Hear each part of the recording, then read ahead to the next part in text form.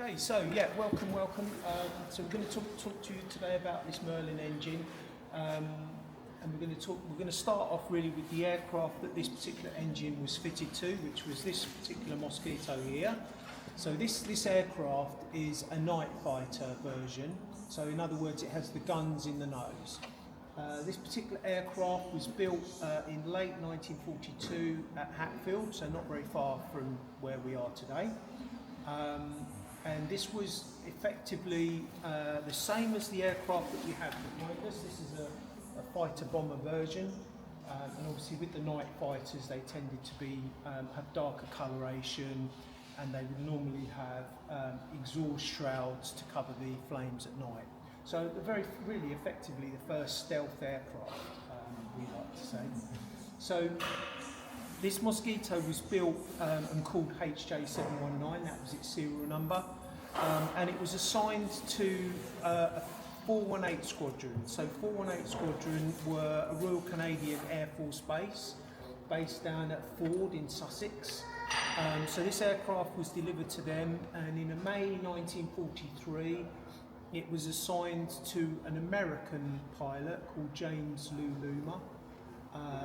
So you've got a British built plane at a Canadian air base with an American pilot, so it's quite an interesting story.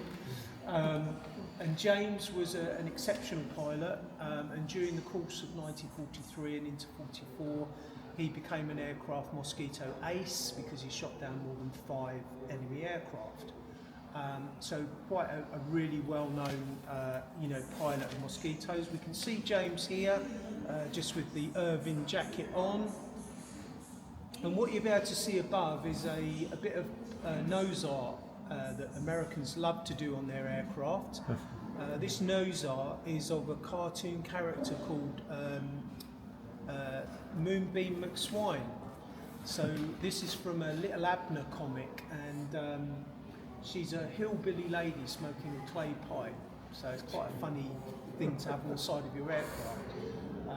But it really made the aircraft distinctive, so much so that Corgi did a little die-cast model of it, which is now sold out. So during the time that it was flying with James Luluma, it was a very successful aircraft, and then of course he got reassigned, and in 1944, early February again, the aircraft was reassigned to a Canadian pilot called JJP McGale. And he continued to fly that aircraft with his navigator, so we've got 2 crew in the aircraft, and they were flying it again. You know, you can imagine these are night sorties over the English Channel, looking for enemy aircraft. With as they developed through the war, they had more radar use and started to pick up the aircraft a little bit easier. And then what really changed was in June of 1944, the Germans started firing these rockets, which are V1 or Doodlebug. And these things are fast. You know, these are reaching 400 miles an hour as they fly towards the coast of England and the fuel runs out. And you know, with the pulse jet, you've got extreme amount of heat coming out of the rear of that rocket, effectively. Now, the technique for shooting those down was unknown. It was a whole new ball game. So different fighter squadrons were employing different tactics, and the Mosquitoes, for the best part, because they could achieve over 400 miles an hour, which was what a pulse jet would be flying at, they would have to get visual sighting of them and then almost come in over above them and drop down behind them to shoot rockets or guns at them. And the critical thing was not to get too close because of the heat, and also the debris from these could be quite, really bad for a Mosquito. So what we know is that on the 19th of June 1944, JJP McGale did engage and fire on a V1 because we've got his logbook, and the resulting damage to this engine, which is the starboard engine, was such that he had to effectively shut this engine down. So he's now flying on one engine, and he's immediately vectoring back to the shoreline. We know from anecdotal letters that he sent that he was losing power, losing height, He restarted this engine just to try and get a bit more glide out of the aircraft, but it became apparent that he wasn't going to make the forward air base, so he gave the order to bail out, which his navigator, on the other side of this aircraft is a door that the navigator would have pulled the release hatch, kicked the door away. He would have had to put his parachute on and then jump. We believe around 1,500 feet, and he survived, no problem. And then the pilot, JJP McGale, also jumped clear and again survived with cuts and bruises, but lived to fly another day, so that was good news. Moonbeam McSwine obviously glided into the ground north of Shoreham. It went into the marshes at a place called Upper Beeding, and obviously disappeared in the depths, never to be seen again. So that's the end of Moonbeam McSwine until 1990, when an aircraft hunting team started looking for the wreckage, and 25 feet down in the mud and clay they found what was left of the aircraft. All the wooden structures were gone, but of course metal things survived, so the engines, the legs and different things were all brought up to the surface. And eventually we were donated this engine. It came to us in about 2000, and my colleague Roger Greenwood took this home on a trailer and rebuilt it over 4 years, took it all apart, got all the mud and clay out, fixed a few things that were broken on it, and got it to the point that we see it now, which is an engine that turns over again. So it was a really good job. I joined this museum about 5 years ago, and this was sitting in the corner under a sort of a cover not being used, and I did a lot of investigation and got it back up and running, and now we sort of demonstrate this twice a day, 6 days a week. Just a quick end to the story for JJP McGale was back in February last year. We had a call from his son in California, and he said, "I'm coming over, can I come and see the engine that my dad flew?" So we had him sitting here with his family and did a talk, and it was very nice to sort of complete the circle. So that was great. So let me tell you about this engine. So we are looking at a classic Rolls-Royce Merlin V12 engine. They were all 27 litre capacity throughout the war. The range of marks was significant. This is a Mark 25 version. So this is what's known as a two-stage single-speed supercharged model. And this would have 1,610 horsepower, this engine.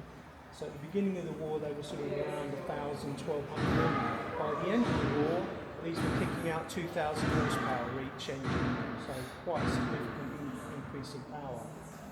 Completely different was the Griffin. That was a completely separate developed engine. But during the war, they made well over 100,000 of these in the UK at different plants. And then in America, under Packard and Ford, they built another 50,000, so a lot were made. And of course, a lot still survive today, flying in Spitfires and Hurricanes, etc. Some of the engines in our Mosquitoes are fully rebuilt, others are sort of empty shells. And then some of these are displayed at shows and run on trailers, so there's a lot available these days. So if I show you, first of all, the front of the engine. So this is where some of the damage occurred, and we can see that you've got, open bore here. We can see the piston. But what you've got to imagine is that the crankshaft would have had a small gear down here, and that would have in turn driven a much bigger gear, which we can see over here. This is called a reduction gear, and that's what drives the three blades of the propeller. So obviously the reduction gear is all about reducing the revolution speed of the propellers. Now, one of the big things with the development through the war was this thing. This is a variable pitch, and this was built by de Havilland and fitted on many different World War II aircraft.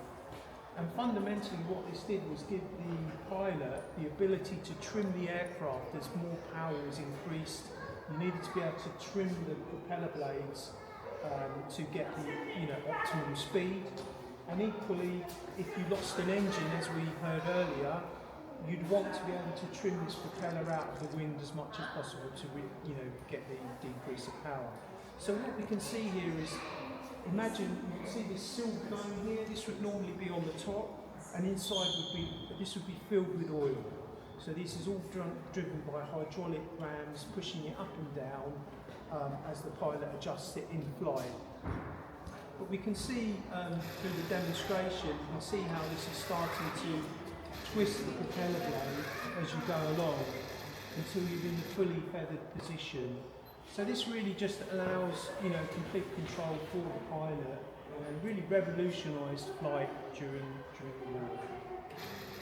This was put together by one of our Mosquito team, and again, I've never seen one displayed like this, but it's the intricacies of how it was built inside are fascinating. So that's a great thing. So back to the Merlin. So you've got a bank of 6 pistons on each side. You've got A block and B block. We can see that the head is in place on the B side. So you've got all of your valve train with all your valve springs and etc. all fitted in. We've got an exploded version of the valve system there. That's actually a Packard version board, but there are well over 500 pieces just in the valve train alone, so it's a huge undertaking. We've got a set of original Lodge spark plugs here, which obviously were fitted. Now, on a Merlin engine, you have 2 spark plugs per cylinder, and that's obviously as a way of getting more bang and also giving you some backup if one fails. Imagine, if you will, that you would have you'd have an inlet manifold coming up here where all the air and fuel is forced up from the supercharger and then goes into the inlet manifold where it's obviously ignited by the spark plug, and then obviously has to exit the other side, which is where your exhaust would be. So as we can see on the bomber variant there, you've got 6 exhaust stubs, typically that length quite swept back. Whereas, for example, on the Spitfire, you'd have quite short, stubby exhausts on the fighter. So most Merlin engines you will see 6 stubs. However, on this particular model, it's got a later Merlin engine which is longer. This has only got 5 exhausts, and that's because the last one is Siamese 2-into-1. So you've got a 5. The 5th exhaust is a 2-into-1. Okay.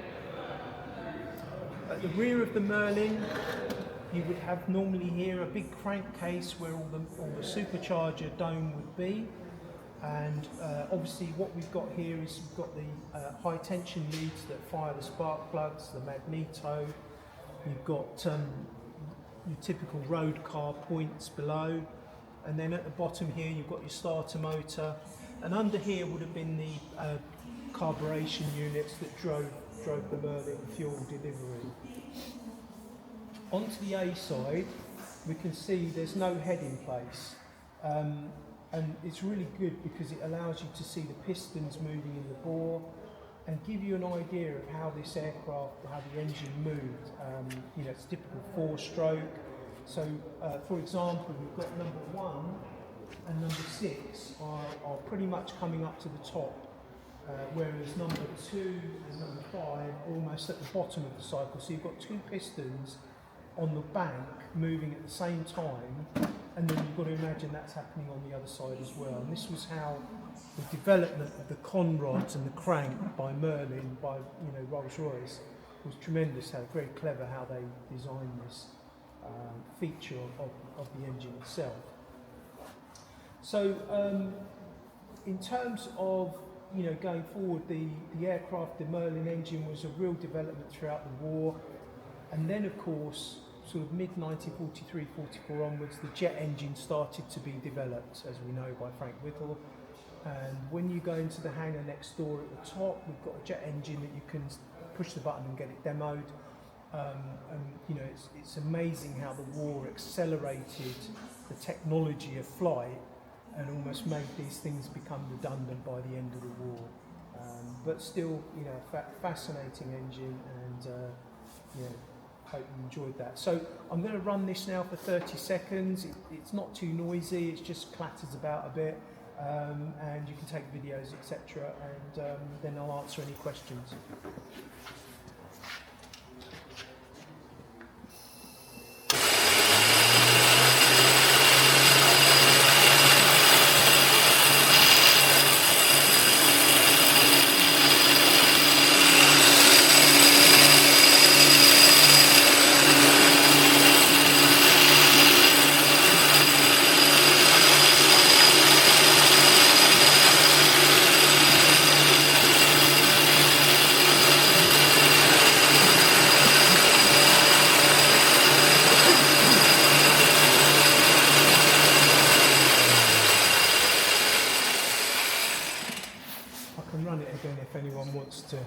demo. But So how are you lubricating Stefano? Obviously it's not going... yeah, so with this one, it's got no rings on the pistons, for example, so it's not tight. And then we just give it a squirt of oil from time to time. But the lower sump's cracked anyway, so the oil just flows through it. But we do service it from time to time, and again, running it for 30 seconds isn't going to get too hot. Right. It's never going to work again, is it? No.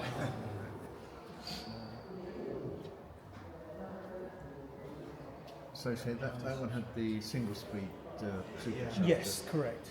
When did the 2-speed come in? I think I can't remember the mark that came in on. I mean, it was around mid 43, 44 that they had those. It was just that certain marks suited the Mosquito more. So it was just the way they were fitted really at that time. I know the Spitfires obviously ran the later, more powerful Merlins a lot more.